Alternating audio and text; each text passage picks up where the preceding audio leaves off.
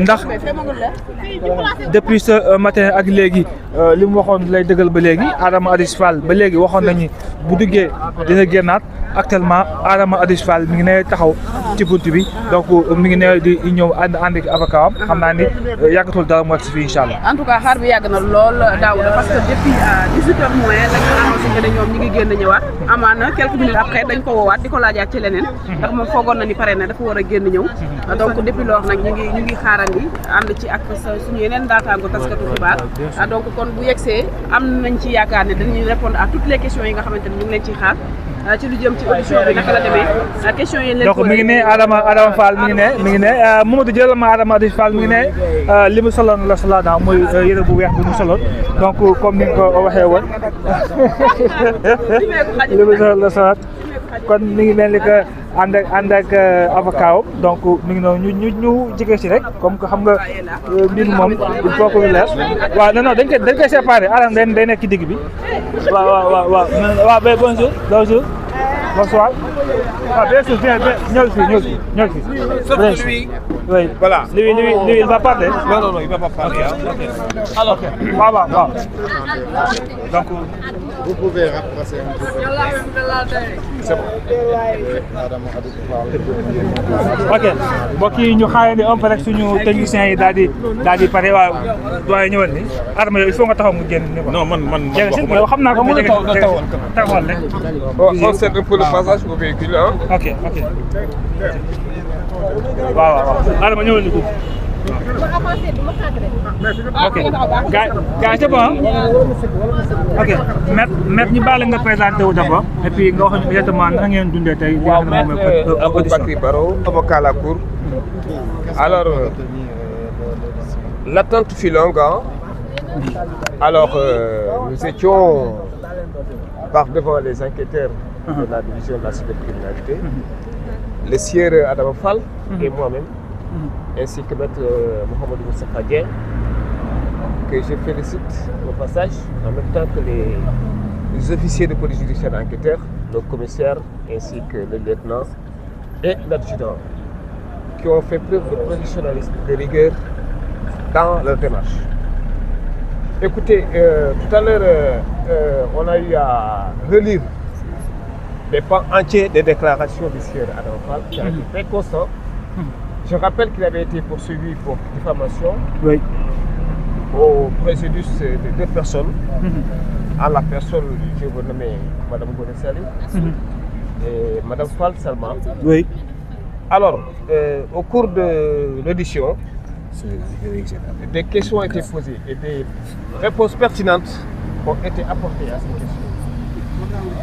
Et à l'issue des réponses apportées à ces questions, experts du droit que nous sommes, nous nous sommes rendus compte que dans cette affaire, il n'y a pas d'infraction. Pourquoi? Parce qu'au moment de son intervention, le sieur Fall a eu à s'adresser à la dame Sandra Fall, à qui il a fait passer les salutations d'un de ses amis, de ses proches, voire d'un parent, qui s'appelle Aline Fall. Il a parlé également d'un licenciement dont serait victime une dame. Il a utilisé le conditionnel sans avoir été précis et je ne vois pas en quoi pourrait-il être poursuivi ou être mis sur la sellette pour avoir eu à proférer des propos injurieux, voire diffamatoires à l'endroit de ces personnes sus-indiquées, qui ont certes droit au respect de leur vie privée.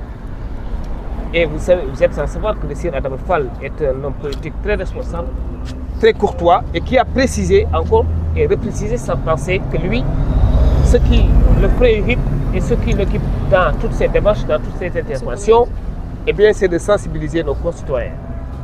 Il n'a jamais été animé d'une intention malveillante tendant à diffamer X ou Y. En marge de cette audition même, on a lu sur Facebook qu'il serait placé en position de garde à vue. Ce qui est archi faux. La preuve en est qu'aujourd'hui, il est sorti libre de son audition. au cours de laquelle il s'est exprimé, il a expliqué les conditions dans lesquelles il a fait cette sortie. En droit, il n'y a pas de diffamation. Et vous savez, c'est des infractions quand même assez sensibles. Dans les pays occidentaux, dans les démocraties occidentales, les citoyens ont tendance, pour désengorger un peu les unités de police et de gendarmerie, à déférer ces procédures par devant des tribunaux correctionnels.